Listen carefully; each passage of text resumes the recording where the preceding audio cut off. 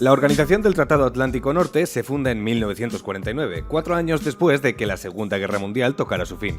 12 países formaron una alianza militar de, y esto es importante, defensa. Todo ello bajo una premisa que probablemente ya hayáis escuchado. Ay, ay, ay, madre mía, que vienen los rojos, ayuda por favor. La enorme potencia soviética acojonaba a algunos estados europeos por el este, así que se aliaron con Estados Unidos con la esperanza de contrarrestar mejor una posible ofensiva. Uno de los puntos que más preocupaban en esa Europa del 49 era Alemania. Tras el final de la guerra, esta había sido repartida en 4, pero en ese mismo año las cosas iban a dar un girito. Y aquí es precisamente donde haremos nuestra primera parada.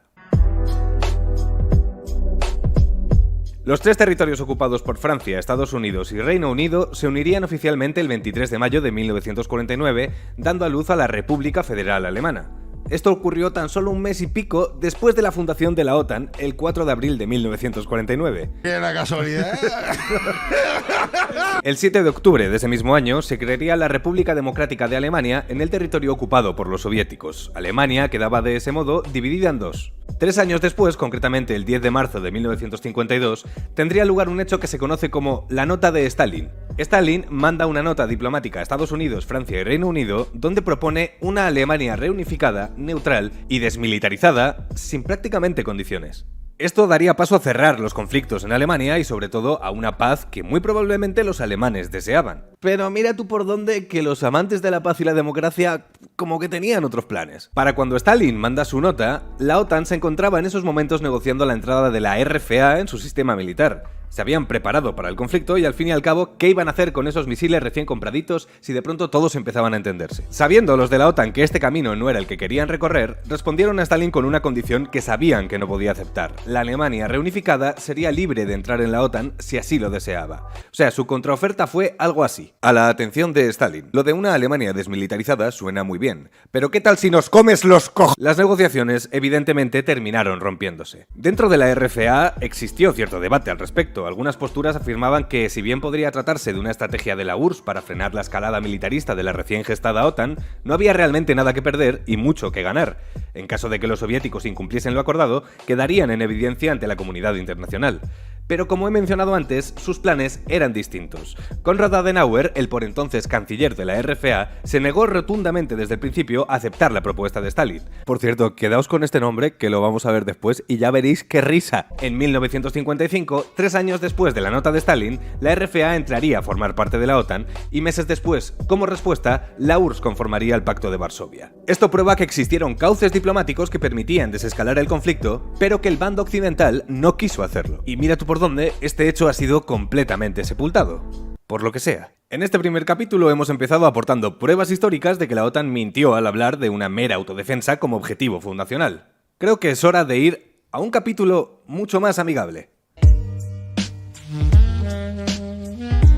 Ah, los nazis. Esos viejos gamberros. Tenían sus cosillas, como una particular inclinación al genocidio de razas que consideraban inferiores, pero en general buena gente. Este, por ejemplo, es Adolf Bruno Heusinger. Cuando los alemanes decidieron invadir Polonia, Dinamarca y un largo etcétera, él era el jefe de operaciones del Estado Mayor de Hitler, siendo así el tercero en importancia dentro del organigrama militar nazi. Para el 1944, Heusinger llegó a ser jefe del Estado Mayor del Ejército General, y su importancia era tal que tenía asiento en la famosa reunión de la guarida del lobo de Hitler en la que plantaron una bomba. Esa bomba dejó a Heusinger tocado y retirado del ejército hasta que en mayo del 45 fue finalmente atrapado por las fuerzas aliadas. Ok, ¿estáis preparados para el plot twist? En 1950, 5 años después de la Segunda Guerra Mundial, Heusinger se convirtió en asesor de asuntos militares de nada más y nada menos que el puto Konrad Adenauer. El mismo tipo que ahora tenía un asesor nazi se había negado hace unos años a aceptar la paz de Stalin.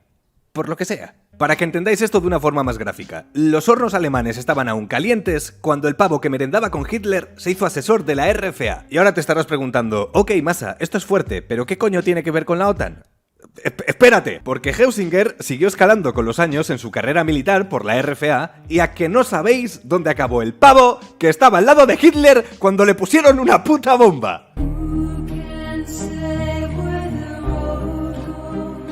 El más alto rango de la rama no civil de la organización. Esto, gente, No sé. No estamos hablando de un nazi que ejerció de conserje en la biblioteca de Múnich en el 1942. No. Este pavo llegó a ostentar el puesto de mayor importancia en el ejército de Hitler. No solo no se pasó el resto de su puta vida en la cárcel, sino que le premiaron. Y esto no fue ni mucho menos una excepción en la OTAN. Johannes Steinhoff, piloto de la aviación militar nazi y presidente del Comité Militar de la OTAN entre el 71 y el 74. Johann von Kielmansegg, oficial del Gabinete General del Alto Comando del Ejército Nazi, que pasó a ser comandante en jefe de las Fuerzas Especiales en Europa Central de la OTAN en 1967. Ernst Ferbel, teniente coronel en el Estado Mayor de la Wehrmacht, condecorado con la Cruz de Hierro. Fue comandante en jefe de las Fuerzas Aliadas de Europa Central de la OTAN entre el 1973 y el 75. Karl Schnell,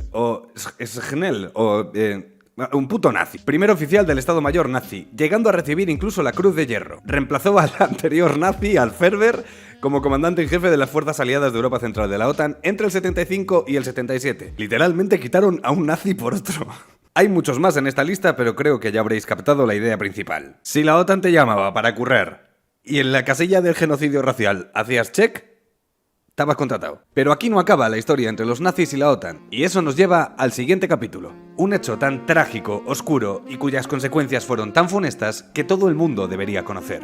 Cosa que, por desgracia, no ocurre.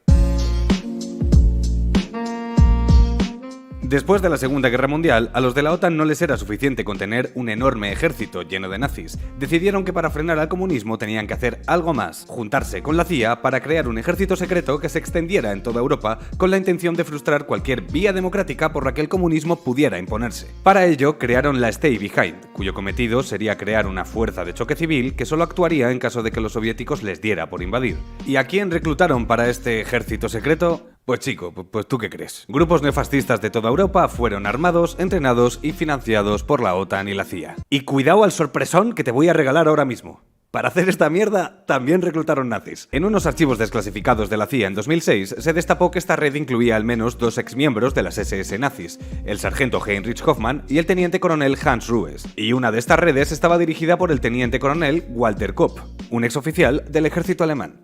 Como ya he comentado, la idea de este ejército secreto supuestamente era la del por si acaso. Es decir, que esta gente armó a fascistas por toda Europa por si acaso.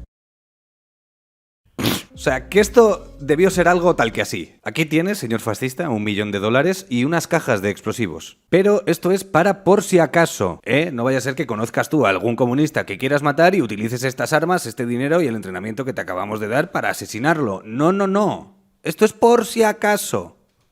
Guiño, guiño. Y no os vais a creer lo que pasó en Europa los años en los que la Gladio estuvo presente armando ultraderechistas. Sorpresón. Una espiral de atentados ultraderechistas. Hay una gran lista de ejemplos. Probablemente los más sonados fueron la bomba de Múnich en Alemania o los atentados de la banda de Nivelles en Bélgica. Pero si hablamos de la Gladio, tenemos que hablar del país que destapó la Gladio. Italia. Desde los años 50, el Partido Comunista de Italia tuvo claras oportunidades de ganar unas elecciones democráticas, y esto, irónicamente, inquietaba a los adalides de la democracia. Por ello, Italia empezó con la creación en el 56 de su propio ejército secreto bajo la supervisión del entonces ministro de Defensa, Paolo Taviani, con la inestimable ayuda, evidentemente, de la CIA, porque la CIA tiene que estar en todos los putos fregados. Ahora hagamos un repaso de los acontecimientos ocurridos en Italia, no sin antes recordaros que esto no es el guión de una película, esto ocurrió de verdad. El 12 de diciembre de 1969 tuvo lugar el atentado de Piazza Fontana. 4 bombas estallaron simultáneamente, ocasionando 16 muertos. De primeras culparon a grupos anarquistas, pero un informe del Servicio de Inteligencia italiano comentó la posibilidad de que esto hubiera sido cosa de organizaciones de extrema derecha con apoyo de la CIA. En el 71, 3 carabinieri fueron asesinados en Peteano. De nuevo, intentaron culpar a grupos de izquierda. Tras indagar un poquitín, finalmente detuvieron a varios ultraderechistas, entre los que estaba Vincenzo Vinciguerra, personaje clave en esta historia que veremos más adelante. En el 74 detonó una bomba en una manifestación antifascista en Brescia. 8 personas murieron y 102 fueron heridas. Años después, en 1982, los imputados, todos de organizaciones de extrema derecha, fueron declarados inocentes porque supongo que meter en la cárcel a un tío que pone bombas bajo órdenes de tu ejército secreto, pues como que no tiene mucho sentido. El 2 de agosto de 1980 tuvo lugar la matanza de Bolonia. Murieron 85 personas y más de 200 fueron heridas. Tras este atentado, las cosas se calmaron por primera vez en una década y fue en el juicio de la matanza de Bolonia cuando las cosas empezaron a dar un vuelco. El anteriormente nombrado Vincenzo Vinciguerra era un fascista perteneciente al grupo Avanguardia Nazionale y condenado por el atentado de Peteano. Este declaró en 1984 que existía un grupo estatal apoyado y entrenado por la OTAN dirigiendo estos ataques. Nadie tomó en serio su declaración, al menos no hasta 6 años después. En 1990, el primer ministro de Italia, Giulio Andreotti, reveló ante la Cámara de Diputados que la existencia de la Operación Gladio era real. Ante la presión mediática, ese mismo año el secretario general de la OTAN, Manfred Wörner, no tuvo más remedio que reconocer que la OTAN coordinaba las acciones de esta organización secreta. Ah, y por cierto, que no se me olvide, 3 meses antes del anuncio de Andreotti, los 2 condenados a cadena perpetua por la matanza de Bolonia, ambos ultraderechistas, habían sido absueltos. Ninguna de las organizaciones o países mencionados han sido de algún modo sancionados por nada de esto. La mayor parte de información relevante es aún confidencial y ni la OTAN ni Estados Unidos colaboraron aportando demasiada luz al tema. Italia fue uno de los países más exhaustivos en su investigación al respecto. El juez Guido Salvini afirmó en su investigación que organizaciones como Ordine Nuovo o la Fenice fueron logísticamente apoyadas por la CIA y que dicha organización llegó a señalar objetivos. Vale, vamos a dedicar un minuto a reflexionar sobre toda la información que os acabo de dar. Existen ciertas evidencias de que la OTAN estuvo vinculada en atentados ultraderechistas a lo largo de toda Europa. Y tú probablemente desconocías todo esto porque, a pesar de la gravedad del asunto, la Operación Gladio no es ni mucho menos Vox Populi. La cuestión es, ¿no te parece absolutamente fascinante que sepas hasta lo que desayuna Nicolás Maduro y no tuvieras ni puta idea de nada de esto? En fin, sigamos. Antes de pasar a la era de la OTAN postsoviética, vamos a tratar de responder a una pregunta bastante común. ¿Está la OTAN dominada por Estados Unidos? Evidentemente aquí no hay nada resolutivo al respecto, quiero decir, no hay ninguna declaración de Estados Unidos en la que digan «La OTAN es nuestra, que os follen franceses». Todo está abierto a la interpretación de datos, pero a menos que seas de los que creen que una intervención humanitaria consiste en tirar bombas de uranio, es bastante probable que este capítulo despeje tus dudas. Para empezar, es necesario apuntar que las decisiones de la OTAN se toman por consenso y que no existe derecho a veto como tal. Pero esto genera otra pregunta. ¿Puede existir realmente un consenso equitativo cuando hay un enorme desequilibrio de fuerzas? Veamos algunos datos. Según el Instituto Internacional de Estudios para la Paz de Estocolmo, Estados Unidos destinó 778.000 millones de dólares en defensa. Esto es el 39% del gasto mundial, y esto le convierte en el mayor y más avanzado ejército del mundo. El presupuesto de la OTAN en conjunto ronda los 1.174 billones de dólares. Estados Unidos aporta casi el 70% del total, más de 811.000 millones de dólares. El siguiente sería Reino Unido con 72.000 millones, lo que equivale al 6,2. España apenas llega al 1,3 con 11.338 millones.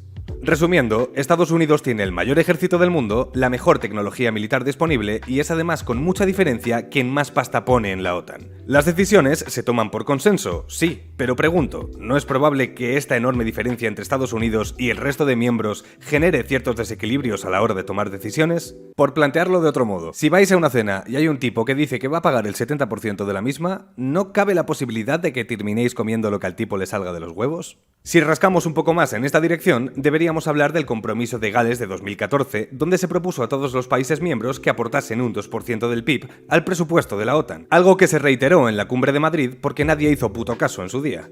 Esta exigencia viene sobre todo de Estados Unidos, que es quien más pasta pone, y esto no hace más que demostrar lo que venimos diciendo, que el país norteamericano está en posición de presionar al resto de miembros. Por otro lado, cabe remarcar que los 18 comandantes que ha tenido el SEIP, el cuartel general supremo de la OTAN, han sido estadounidenses. Más adelante en el vídeo veremos otros datos que confirman la posición dominante de Estados Unidos en la OTAN, pero por ahora pasaremos al siguiente capítulo.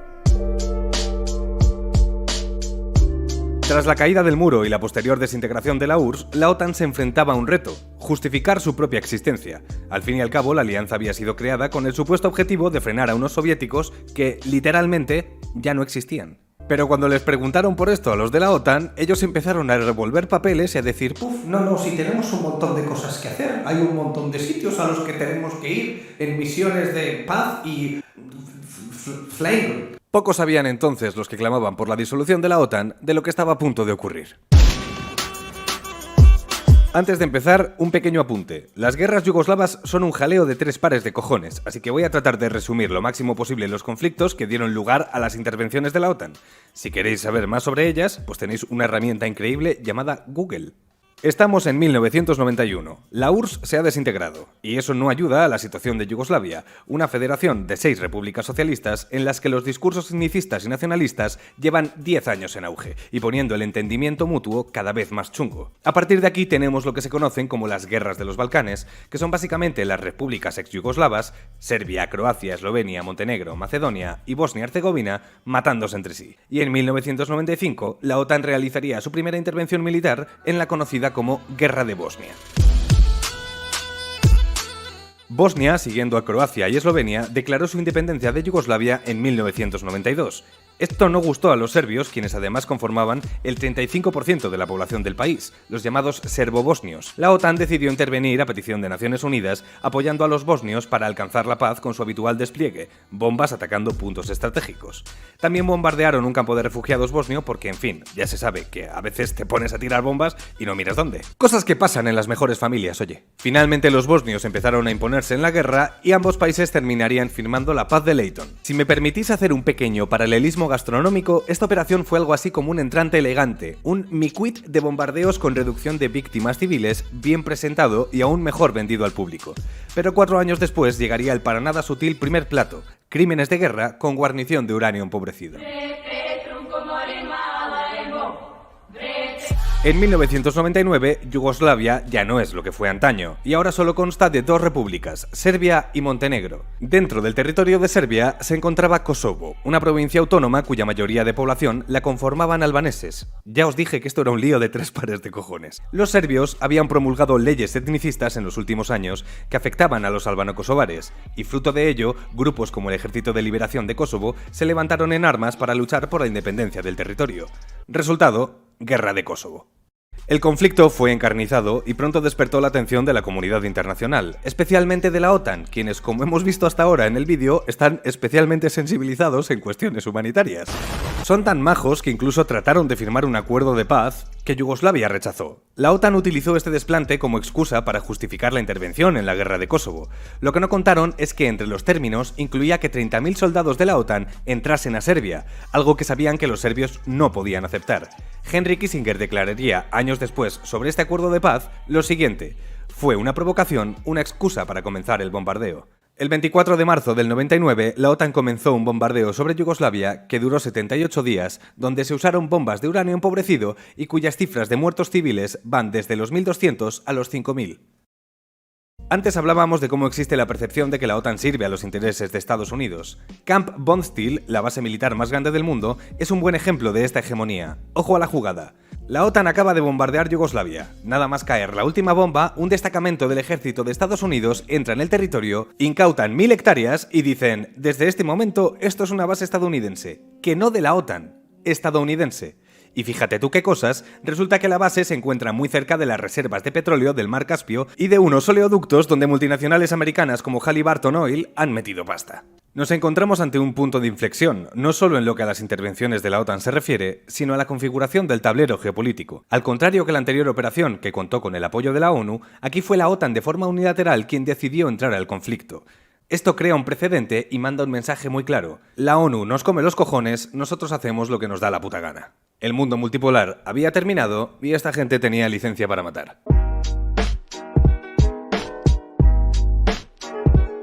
11 de septiembre de 2001. Las Torres Gemelas dejan de ser torres, que no gemelas. ¿De quién es la culpa? Pues de Afganistán, que acoge a los talibanes que irónicamente los estadounidenses entrenaron una década antes para matar soviéticos. En 2 meses, Estados Unidos había derrotado a los talibanes. Fue entonces cuando entró en juego la OTAN con la ISAF, la Fuerza Internacional de Asistencia para la Seguridad, tomando la dirección de la fuerza militar del país. Tras 20 años de conflicto, muertes e intentos de reconstrucción fallidos, las tropas se retirarían en 2020, regalando el gobierno a los talibanes a los que se suponía que iban a combatir. Solo entre Estados Unidos y la OTAN se calcula que las bajas fueron de más de 10.000 civiles, pero hay que tener en cuenta que esta cifra puede no ser del todo concisa. En 2010, Wikileaks destapó más de 90.000 informes secretos de operaciones en Afganistán, donde se habla de víctimas civiles sobre las cuales no se había informado. Tras la invasión de Afganistán, Estados Unidos también declaró la guerra a Irak, esta vez sin el apoyo de Naciones Unidas.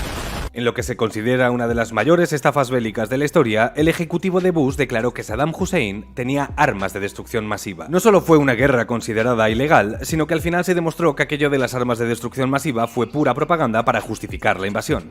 Y como era de esperar, nadie fue condenado por ello. Armas de destrucción masiva no había, no, pero fíjate tú qué casualidad que Irak es el quinto país con más reservas de petróleo del mundo y que además, teniendo a Irak y Afganistán, se podría haber atacado Irán por los dos frentes. Estos detalles no fueron pasados por alto y de hecho esta guerra provocó la peor crisis interna de la Alianza Atlántica al oponerse abiertamente Francia, Alemania y Bélgica a los planes de Estados Unidos. Pero los jaleos internos no duraron mucho. Pasado un año, en 2004, los aliados limaron asperezas aprobando una intervención de la OTAN que consistía en entrenar a las renovadas fuerzas de seguridad iraquíes.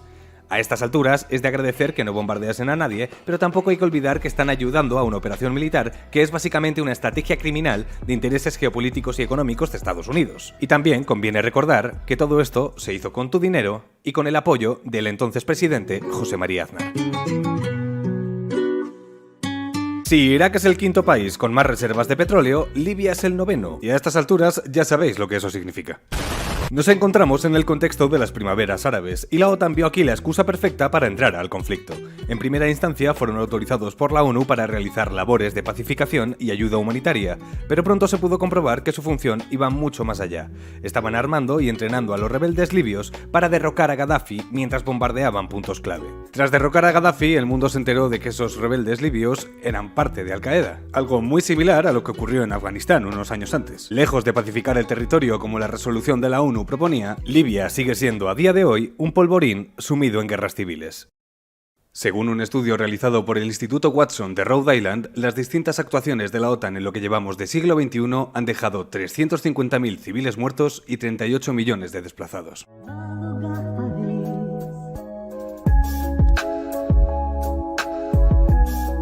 Cuando propuse hacer este vídeo en mi Patreon, alguien me comentó su temor a que mi incursión en este tema fuera de algún modo una forma velada de hacer propaganda al bando ruso. Y a ver, puedo entender la inquietud porque al fin y al cabo estamos en guerra en Europa. Y en estos tiempos la verdad es que uno lee de todo, especialmente en redes sociales. Además, que me paga 3 euros al mes y eso le convierte automáticamente en uno de los mejores seres humanos de la historia. Pero al leer el comentario no pude evitar sentir un poquito de tristeza por el hecho de que hacer un vídeo que denuncia a una organización que lleva activa desde el 49 cometiendo crímenes me pusiera al lado de este señor. Hablar de la guerra de Ucrania con la profundidad que el tema merece llevaría como otra media hora de vídeo y yo creo que, llego tarde al vídeo, pero yo creo que ya está bien. En lo referente a la OTAN tendríamos que hablar con especial énfasis en su obcecación por expandirse al este, algo que tras la disolución de la URSS prometieron a Gorbachov que no harían. Y digo que prometieron porque no está firmado en ninguna parte.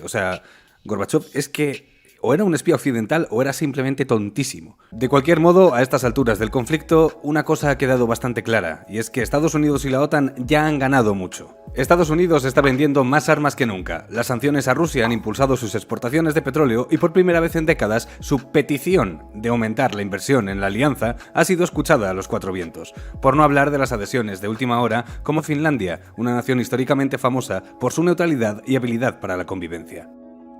Mi posición en este conflicto, y la que creo debería de ser la de todo el mundo a menos que seas de la OTAN o vendas armas, es la paz. Una paz que a algunos les resulta un poco risible, como si fueras una especie de persona ingenua, como un niño en una guardería pidiendo que todo el mundo se lleve bien. Me imagino que Lenin estaba siendo ingenuo en la Primera Guerra Mundial al pedir la paz para los trabajadores de todos los países y que no luchasen en batallas imperialistas donde lo único que iban a hacer era ponerlos muertos. El patriotismo demostrado por unos y otros no es más que una cortina de humo para esconder la eterna pugna por los recursos y los mercados que se da en el sistema capitalista.